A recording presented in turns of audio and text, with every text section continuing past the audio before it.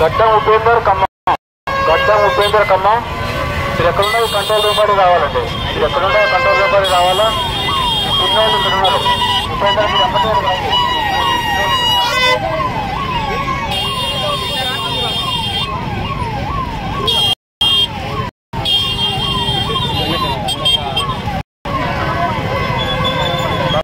సరస్వతి అరుణ బంధం సరస్వతి అరుణ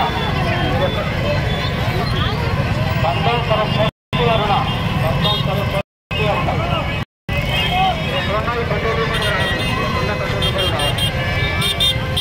బాబాయ్ ఏ ఛానల్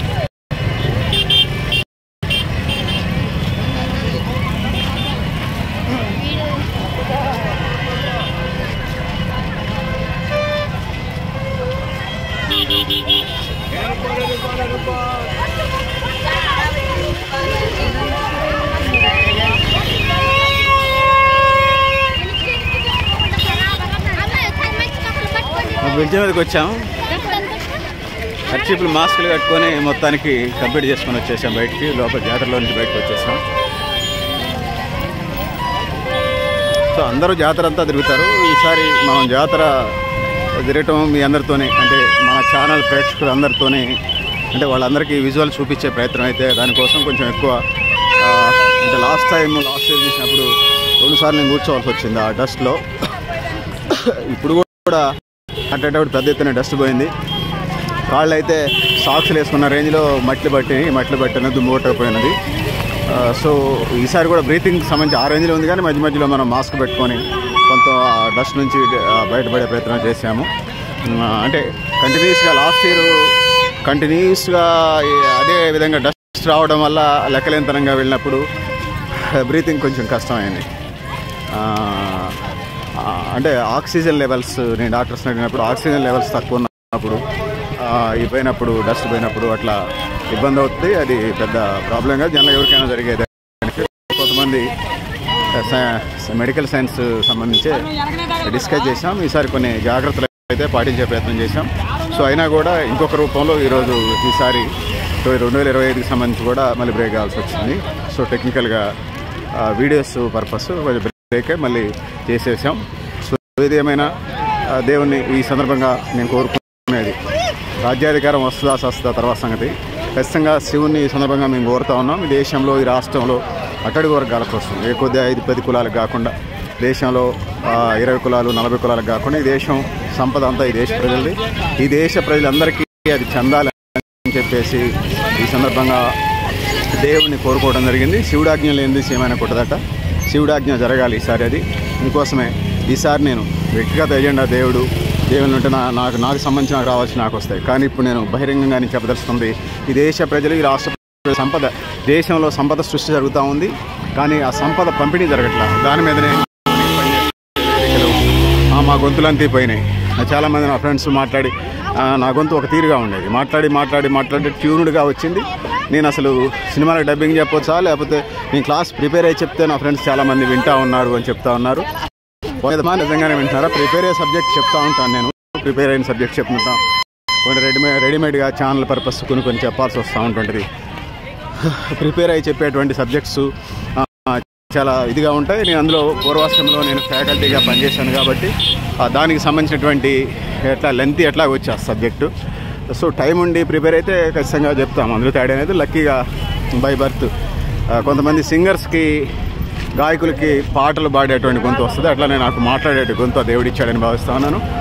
దేవుడిచ్చిన గొంతు ఎక్కువ మంది ప్రజల ప్రయోజనాల కోసం, అది ఛానల్ అయినా లేకపోతే ఇంకొకటైనా ఏ రూపంలో అయినా కూడా ఈ దేశ ప్రజలు, ఈ రాష్ట్ర ప్రజలు పబ్లిక్ ఇంట్రెస్ట్ కోసం మాట్లాడే ప్రయత్నం చేద్దాం.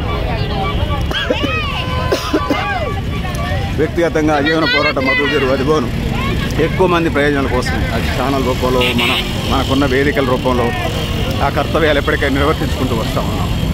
సో భవిష్యత్తులో కూడా దేవుని దీవెనతో కొనసాగుతుందని భావిస్తూ ఉన్నాం. సో పేదవాళ్ళని సామాన్యుల్ని ఎప్పుడు వాళ్ళ జోలికి నేను పోవాలా, కానీ సమాజాన్ని లేకపోతే వ్యవస్థల్ని నష్టం చేసేటువంటి శక్తుల పట్ల వ్యక్తుల పట్ల అప్రమత్తంగా ఉండమని ఎప్పుడు మందలించుకుంటూనే గదించుకుంటూనే వస్తూ ఉన్నాం. అయినా వినకపోతే ఫర్దర్ స్టెప్స్. చాలామంది ఫోన్ ట్యాపింగ్ అవుతుంది, హ్యాకింగ్ అవుతుందని చాలామంది మిత్రులు చెప్తూ ఉన్నారు. ఇంకొంతమంది మిత్రులు ఏమైనా టెర్రరిస్ట్ గ్రూప్లో రాలేదా, ఆల్ఖైదా కాదు, దేశభక్తులు దేశ ప్రజలకి సంబంధించి అవగాహన కల్పించి మెరుగైన జీవితాల కోసం లేకపోతే వారి జీవితాల్లో వెలుగు నిండటం కోసం నువ్వున్న ప్లాట్ఫామ్స్ నుంచి నువ్వున్న వేదిక నుంచి పనిచేస్తూ ఉన్నావు. ఎవరు ట్యాపింగ్ చేసుకున్నా నీ ఇంటర్వ్యూ కూడా పేకలేరని కొంతమంది మిత్రులు చెప్తున్నారు. ఏదున్నా దైవాధీనం, దేవుని దీవెనలో మేరకు ఇక్కడ ఈ మానవ జీవితానికి సంబంధించి వచ్చినప్పుడు ఈ ప్రజల యొక్క జీవితాల్లో మరిన్ని వెలుగులు నింపడానికి నేను పనిచేసే వేదికలు ఇప్పటికే పనిచేస్తున్నట్టే నాకంటే ముందు తరాలు కూడా చాలామంది వివిధ అంశాల మీద పనిచేస్తున్నటువంటి నేపథ్యాన్ని మనం చూసాం. ఎప్పటికప్పుడు అప్డేట్ అయ్యే పరిస్థితి మనం చూస్తూ ఉన్నాం. ఎప్పటికప్పుడు దేశ ప్రజల ప్రయోజనాలు, దేశ ప్రజల అవసరాలు మారుతూ ఉన్నాయి. వాటిని వాళ్ళ మనోభావాలను మనం తీసుకొని ముందుకు పోవాల్సి ఉంది. అలాంటి టైంలో కొన్ని వ్యక్తిగత ప్రయోజనాలు కూడా పక్కన పెట్టాల్సి వస్తూ ఉంది. కొన్ని సందర్భాల్లో వ్యక్తిగత అంటే ప్రజలకు నష్టం జరగకుండా మన వ్యక్తిగత ప్రయోజనాలు ఉన్నప్పుడు మన ప్రయోజనాలు మనం నెరవేర్చుకుంటూ జీవన పోరాటానికి సంబంధించి భవిష్యత్ పోరాటాలకి సామాజిక అవసరాలకు సంబంధించి సామాజిక జీవనానికి సంబంధించి పోరాటాలకు ముందుకు పోవాల్సిన అవసరం అయితే ఉంది. ఆ విధంగా మనం ముందుకు పోవాల్సిన అవసరం ఉందనేది నేను తెలియజేసుకుంటూ, సో నేను పనిచేస్తున్న వేదికలు లేకపోతే వీళ్ళంతా కూడా ఏదైతే ఉన్నారో వీళ్ళంతా ఈ దేశ ప్రజల ప్రయోజనాల కోసం, దేశం కోసం సో ఆ విధంగా ముందుకు పోవాలని చెప్పేసి ఆ విధంగా సో ట్రాఫిక్ అయితే జామ్ అయినది. సో ఈ చూడండి డబల్ రోడ్ ఎప్పుడు చేస్తారో మరి యూత్ ఏం మాట్లాడట్లేదు, డబల్ రోడ్ ఆడట్లా వాళ్ళు. సో యూత్ అట్లా ఉంటుంది, షటైర్లు పంచులు. సో ఈ టాపిక్ సంబంధించి ఇట్లున్నది.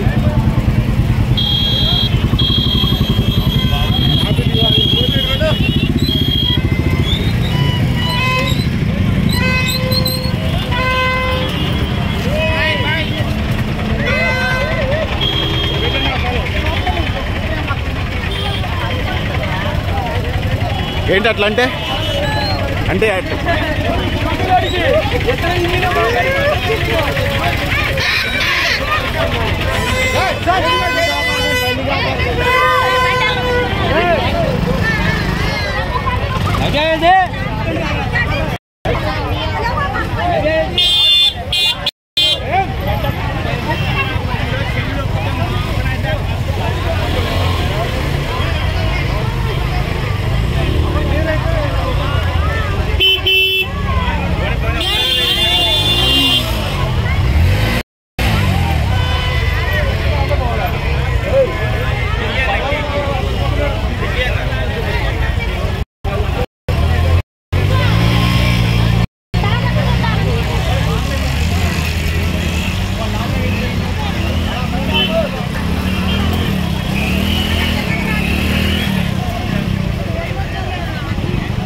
సో రేపు వాకింగ్కి వెళ్ళాల్సిన పని ఉండకపోవచ్చు, అంత నడిచేసినట్టున్నాను. అదనంగా ఆరోగ్యం కోసం నడుస్తాం మనం జనరల్గా. ఈసారి ఇక్కడ డస్ట్తోని ఎన్నిటితోని ప్రజలతోని అన్నీ ఉంటాయి. సౌండ్ పొల్యూషన్, డస్ట్ అంటే ప్రజలు ఎక్కువ చోట జాతరలు తిన్నాళ్ళు ఇవన్నీ ఉంటూనే ఉంటాయి, సహజమైనది. సో పెద్దలారా మిత్రులారా, సో ఇది మాస్కులు పెట్టి మాట్లాడటం అంటే అది డబ్బింగ్లుగా పనికి వస్తే ఎడిటింగ్లప్పుడు, కానీ డైరెక్ట్ లైవ్ లాగా దాన్ని ఆ విధంగా మాట్లాడాలంటే ఇట్లా కొన్ని రిస్కులు తప్పటం లేదు. నోట్లోకి ముక్కులోకి డస్ట్లు దుమ్ముళ్ళు పోతూ ఉంటాయి. సో కొన్ని తప్పదు మరి.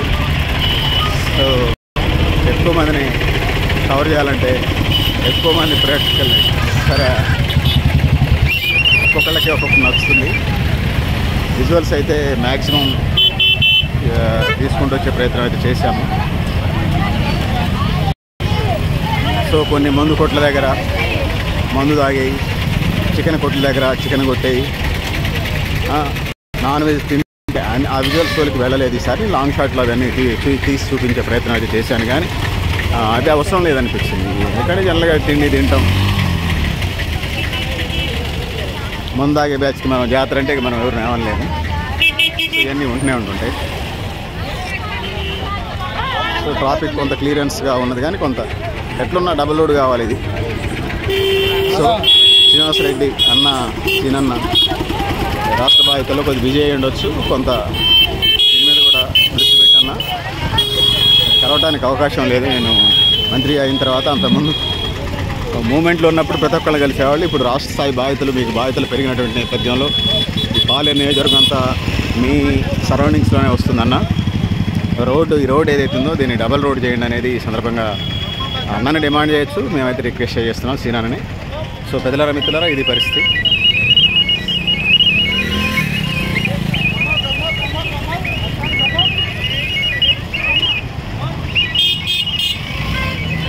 సో నేను గరిడేపల్లి సత్యనారాయణ, న్యూ లక్ష్యార్మయ్య.